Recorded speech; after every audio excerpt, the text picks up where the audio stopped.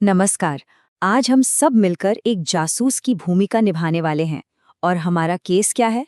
Case है मध्य प्रदेश का स्वतंत्रता आंदोलन। अब सुराग कहाँ मिलेंगे? वो बिखरे हुए हैं इतिहास के पन्नों में। तो सवाल ये है कि हम अतीत की इस पूरी कहानी को एक साथ जोड़ते कैसे हैं? चलिए आज इसी की गहराई में उतरते हैं। ये सुनने में एक बहुत ही सीधा सा सवाल लगता है ना? लेकिन इसका जवाब उतना आसान नहीं है जितना हम सोचते हैं। क्या इतिहास सिर्फ कुछ तारीखों और लड़ाइयों की एक लिस्ट है या फिर उससे कहीं ज्यादा कुछ और? देखिए, इसका जवाब एक ही शब्द में छिपा है: स्रोत। स्रोत यानी सोर्सेस, ये किसी भी ऐतिहासिक खोज की रीढ़ की हड्डी होते हैं।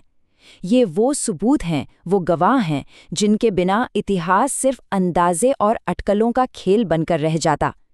इन्हें आप एक पहेली के उन टुकड़ों की तरह समझ सकते हैं जिनके बिना हम कभी भी पूरी तस्वीर देख ही नहीं पाएंगे। तो आज के इस सफर में हम इन्हीं स्रोतों की दुनिया की पड़ताल करने वाले हैं। हम जानेंगे कि ये प्राथमिक और द्वितीयक स्रोत आखिर होते क्या हैं और ये दोनों मिलकर हमें गुजरे हुए कल की एक पूरी साफ तस्वीर कैसे दिखाते हैं। और आखिर में हम ये भी समझेंगे कि ये सब जानना हमारे लिए क्यों जरूरी है। तो चलिए सबसे पहले बात करते हैं प्राथमिक स्रोतों की। इन्हें हम घटना का गवाह भी कह सकते हैं, क्योंकि ये स्रोत हमें सीधे एक टाइम मशीन में बैठाकर उसी दौर में ले जाते हैं जिसके बारे में हम पढ़ रहे हैं। ये मानो अतीत की अपनी आवाज में कही गई कहानी है, बिना किसी मिलावट, बिना किसी फिल्टर के। अब ये प्राथमिक स्रोत कई तरह के हो सकते हैं। जरा सोच कर देखिए, किसी क्रांतिकारी का अपनी माँ को लिखा गया एक खत, किसी पत्रकार की अपनी डायरी जिसमें उसने आंखों देखी किसी बड़ी घटना का जिक्र किया हो, या फिर पीढ़ी दर पीढ़ी चला आ रहा कोई लोकगीत। ये सब वही छोटे छोटे सुराग हैं जिन्हें इतिहासकार एक साथ जोड़कर एक बड़ी कहानी बनाते हैं। और फिर आते हैं अभिलेखागार यानी आर्काइव्स। इन्हें आप इतिहास का धूल भरा खजाना कह सकते हैं, जहां रखी हर एक फाइल एक नई खोज का दरवाजा खोल सकती है। चाहे वो नई दिल्ली का राष्ट्रीय अभिलेखागार हो या भोपाल का प्रांतीय अभिलेखागार, यहाँ सरकारी दस्तावेज सुरक्षित रखे जाते हैं जो हमें उस दौर की नीतियों और सरकारी कार्रवाइयों की सीधी जानकारी देते हैं। अब इस संख्या को देखिए जरा, लगभग 2.5 लाख फाइलें। और ये आंकड़ा तो सिर्फ भोपाल के प्रांतीय अभिलेखागार का है। सोचिए, इन लाखों फाइलों के समंदर में गोता लगाकर वो एक मोती ढूंढ निकालना जो हमें कहानी सुना सके, मतलब इतिहासकारों का काम कितना बड़ा और कितना जरूरी है।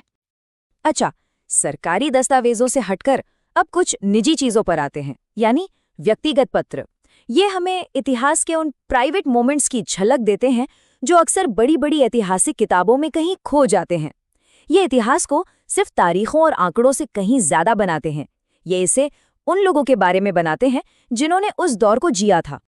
रानी लक्ष्मीबाई का भोपाल की बेगम को लिखा ही पत्र देखिए।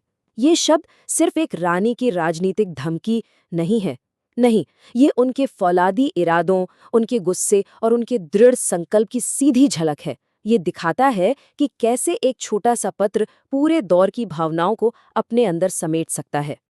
अब बात करते हैं संस्मरणों की। संस्मरण तो एक पर्सनल टाइम मशीन की तरह हैं।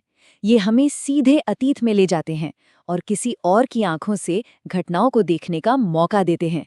और बस तभी इतिहास के सूखे पन्ने अचानक जिंदा हो उठते हैं। ऐसा ही एक कमाल का संस्मरण है बाबई और बापू का।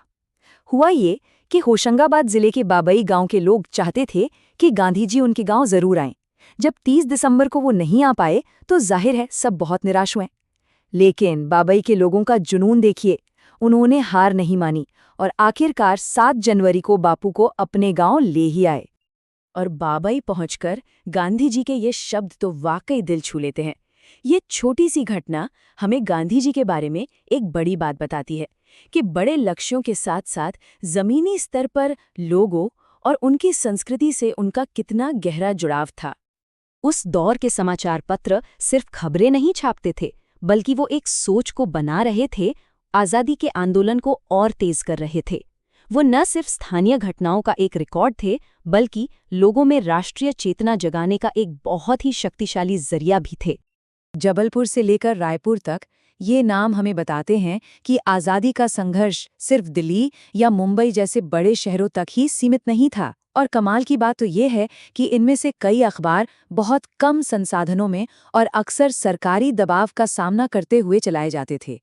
ये उनके संपादकों की जुनून और हिम्मत को दिखाता है। चलिए, अब हम स्रोतों की दूसरी दुनिया में चलते हैं। अगर प्राथमिक स्रोत कच्चे सुराग हैं, तो द्वितीयक स्रोत वो प्रक्रिया है जिससे उन सुरागों को एक कहानी की शक्ल दी जाती है। ये इतिहासकारों द्वारा किया गया विश्लेषण है, उनकी व्याख्या है। तो इसे ऐसे समझते हैं, प्राथमिक स्रोत एक तस्वीर की तरह है जो समय के एक पल को हूबहू कैद कर लेती है।